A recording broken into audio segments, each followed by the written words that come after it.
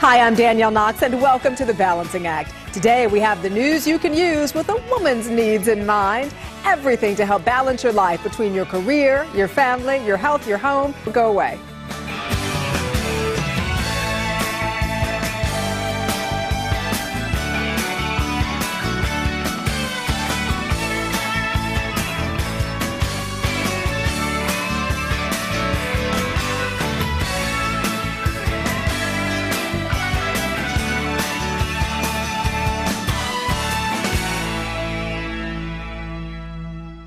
Did you know alopecia affects approximately 2% of the population overall and 5 million people in the U.S., half of which are children? Luckily, organizations such as Locks of Love exist to help instill a sense of self-confidence and normalcy to children suffering from hair loss.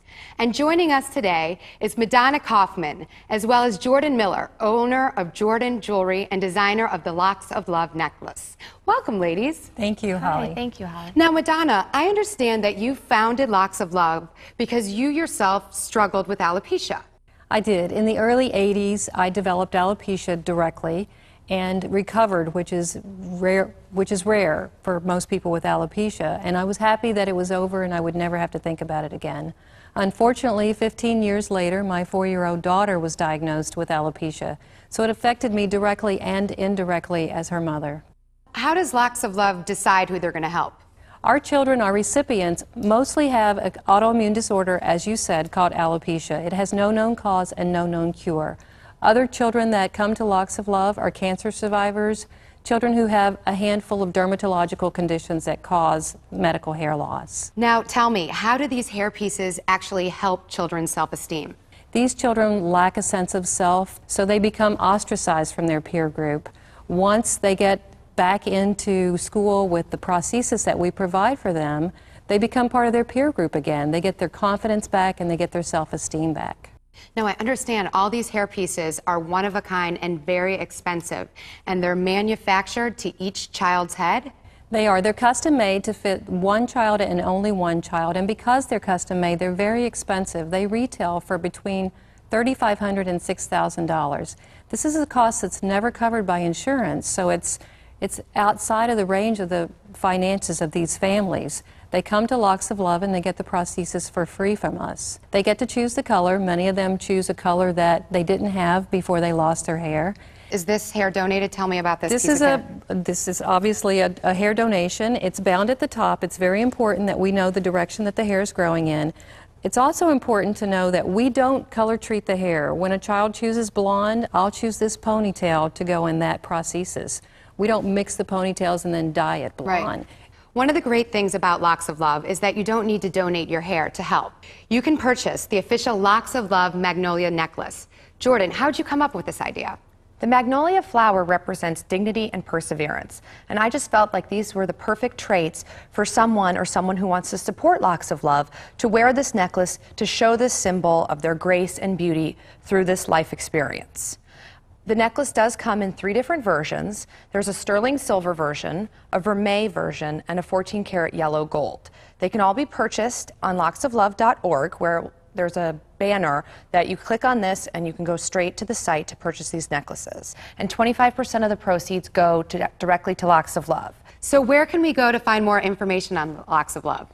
www.locksoflove.org can give you all the information about donating your hair, about buying an official Locks of Love necklace, about sponsoring a child, everything you need to know. Well, thank you so much for coming today. Thanks you, Holly. for having us. Join our online community by logging on to thebalancingact.com and clicking on the Multiply banner. Interact with the show producers, discuss features you've seen, and you'll have some great conversation starters.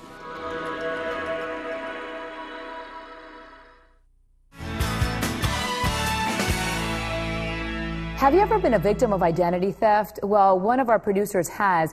And with the current economy, resourceful thieves are more prevalent and desperate. Frank Abagnale is one of the most sought-after identity theft experts in America.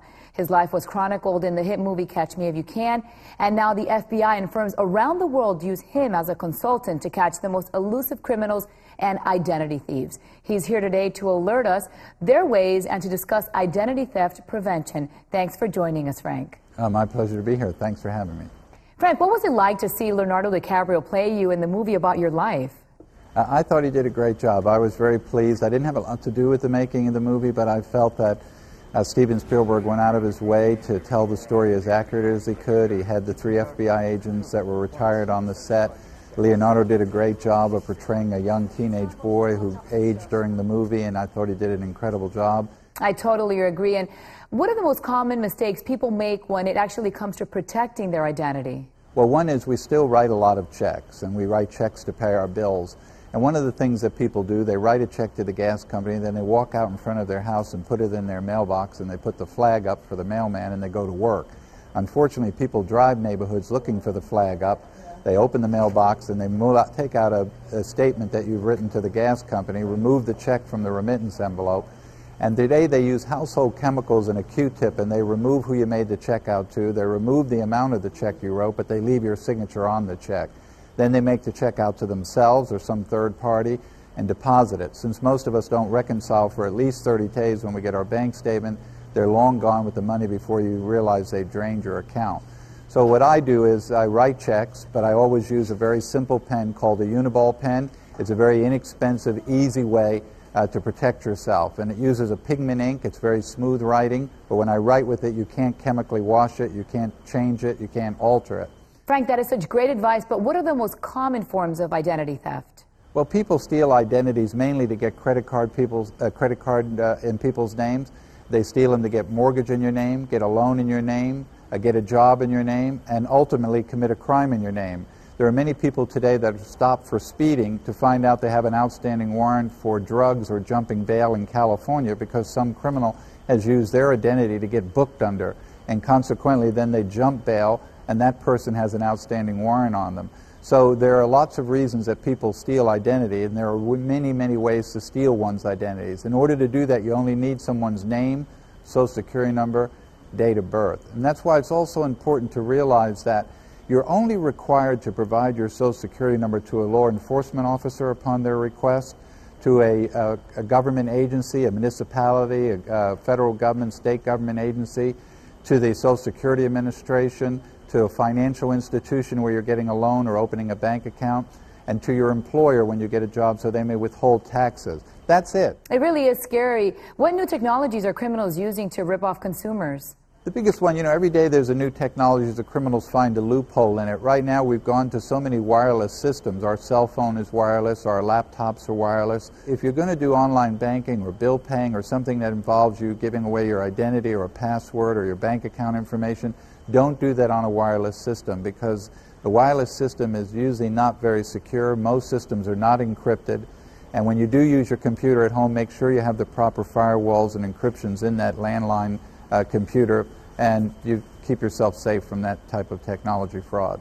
So where can people go to learn more about protecting their identities? You can go to uniball.com, and you'll find a whole list of things you can do to protect your identity right there, and you can print them out, and you'll find some really good information there. Frank, thanks for this helpful information on how to protect ourselves. We appreciate your advice. Thank you so much. Thank you very much. Here's some food for thought. A common misperception is that high fructose corn syrup makes you fat. Well, the American Medical Association says it does not appear to contribute to obesity more than other caloric sweeteners like sugar or honey. To learn more, go to sweetsurprise.com. All right, Kathy, here's a scenario that I bet we have all dealt with at one time or another. You're walking down the street, you're feeling pretty good about yourself because it's a good hair day, it's a good makeup day, then you look down, not so good. You are fighting at that skirt because it's stubbornly clinging to your legs and you're hoping nobody sees you trying to pull it down.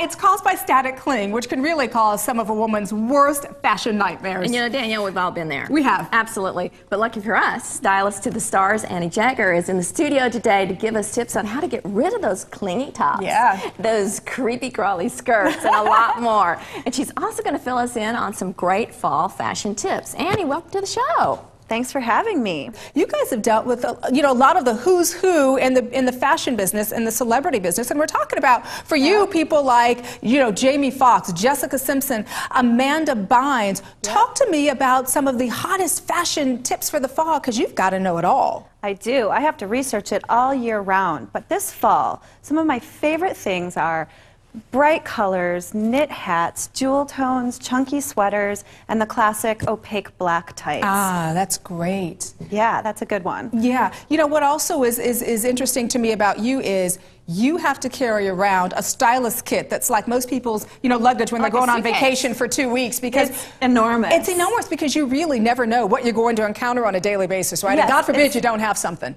It's got so many things in it. We're constantly adding new things that we might need because you never know what you're going to run into.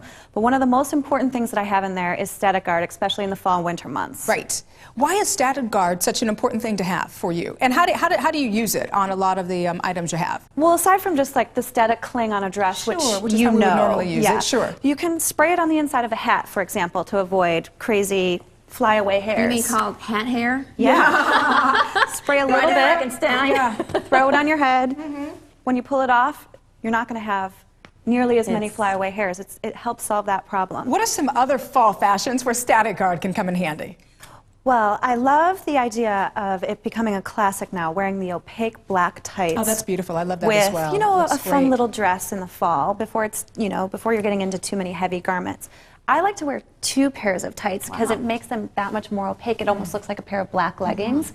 So what I like to do is spray a little static guard on the inside of the tights because it helps you get them on so you're not wrestling with them so much, you know? Exactly, imagine too. Can we spray it on our hair as well? Ah, good question. Would we do that? You know, I would spray it on a brush, let it dry, and then you can run it through your hair. And that'll help keep the static down. Yeah, it'll help with the flyaway hairs. It puts an end to that. It's kind of amazing. Yeah, I love it. Who would have thought? So many uses for static guard. Yeah, there's so many. I have a question for you. I travel quite a bit. I see that that's actually purse size. Yeah, no, this is fantastic. Is it airport friendly? It is. It's airport approved. You can throw it in your glove box. You can throw it in your purse. It's a great thing to have. Definitely when it's all dry on the plane, you can just walk off a mess. So it's great to just be able to spray a little on and you're good to go. All right, so where can we go for more information if we're interested to know how many uses static guard has? You can go to mystaticguard.com and you can see a whole slew of different tips that they have for around the house, fashion tips that I've actually written, and a number of different things. mystaticguard.com. I've been there. I read your tips. I'm fascinated with what you offer. It's absolutely fantastic. Great. Well, thank you very much. Great job, and we're so glad you were here today. Tired of being the only one in your circle who's left out of conversations during your lunch break because you missed an episode of our show? Don't worry, just log on to thebalancingact.com and catch all our stories right there.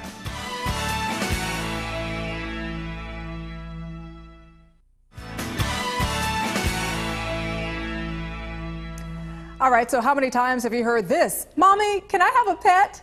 Kids love animals, but caring for them can often be tricky if you aren't familiar with their needs, especially when it comes to owning an exotic pet. So, before you head out to the pet store and buy that lizard, snake, or turtle, you'll want to listen to some helpful pointers from our next guests. Joining us via satellite are Nigel Marvin, renowned zoologist and TV personality, and herpetologist Hilary DuPont. So share with our viewers what they need to do before considering purchasing an exotic pet. Well, exotic pets, they really are great, but you've got to do your research before you get them. This is a bearded dragon. They need to be kept at about 85 to 90 degrees. They need live insects, so you've got to get a supply of crickets and locusts. You need to dust those with vitamin powder. And the other thing that they need, an ultraviolet light. That mimics sunshine, so they can get strong bones and everything and get vitamin D, just like we develop when we go in the sun. So, you know, of course, my 7-year-old son is begging us for a pet of any kind. He loves dogs and lizards. Hilary, what breed lizard would you recommend? Well, I would recommend the leopard gecko and also the bearded dragon that Nigel was holding earlier. They're 2 excellent first-time pets. The leopard gecko can get a little wiggly sometimes, but the bearded dragons, many children you see walking around the reptile shows, they have them on their shoulder. They're just great pets overall, and once you get a nice setup, they're easy to maintain. So what's the easiest type of reptile to maintain? blue-tongued skinks. They feed on cat food and grapes, so you don't actually have to get live insects and have them running around your house. Snakes are easy as well, as long as you can get a supply of frozen mice or rats, and you only need to feed them once a week. But I suppose many mums at home wouldn't like frozen rats or mice in their freezer.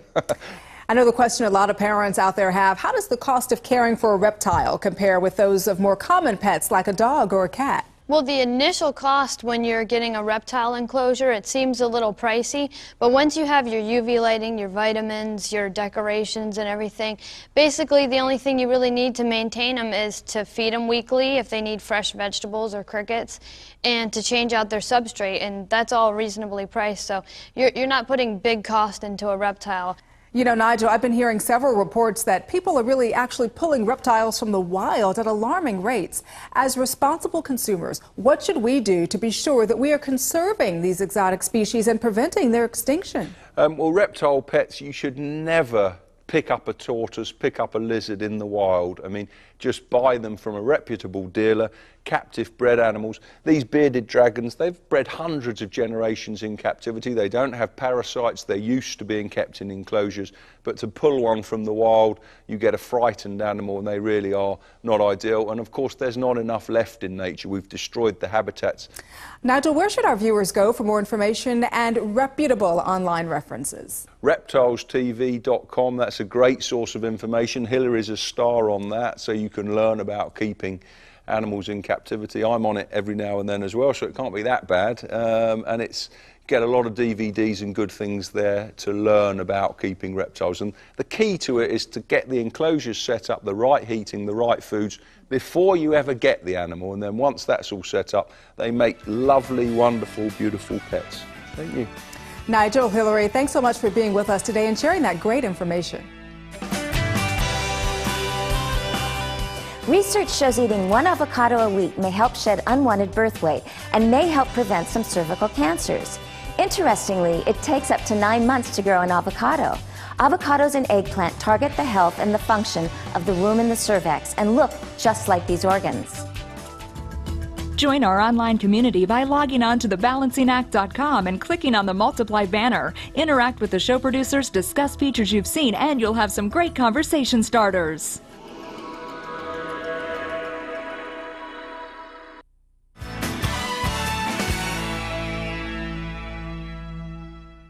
Well, we are using the internet more and more these days, and with the current economy, saving money is a priority. Now, with any great tool like the internet, it can be abused. And so today we're going to tell you how you can buy flowers direct using a floral network, which verifies and connects you with local florists, which then saves you money and provides you with better value and service to boot.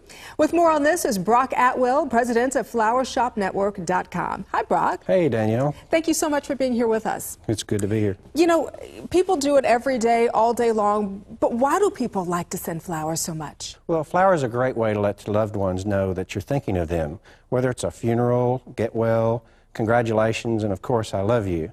You know, phone calls, emails, letters, those things are great, but nothing gets the point across quite like flowers. And we noticed that the way people were buying flowers was really changing. You know, the internet's a great thing, but unfortunately, you know, there's businesses out there that pose as a local florist when in reality they may be a call center that's 1,000 miles away. Okay?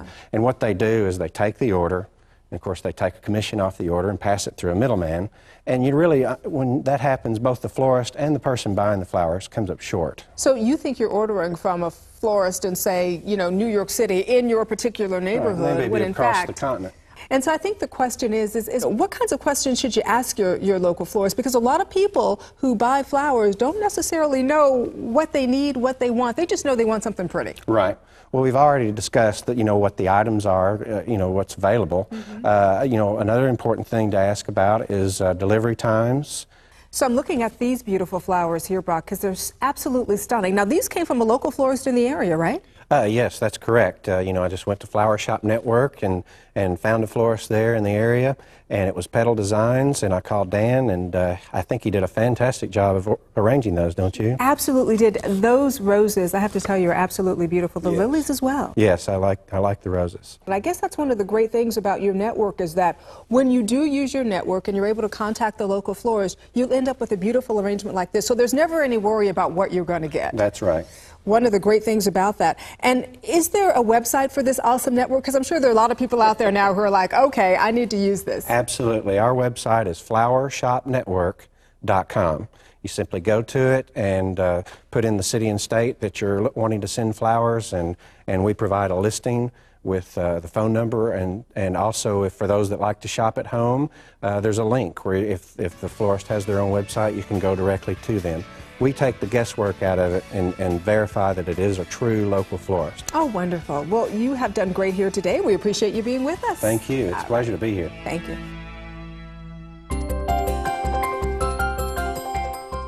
Why exercise? Why not? Exercise can be an effective treatment for knee joint pain. Exercise can help keep joints flexible, increase muscle strength, control weight, strengthen bones and ligaments, and improve your mood and overall outlook.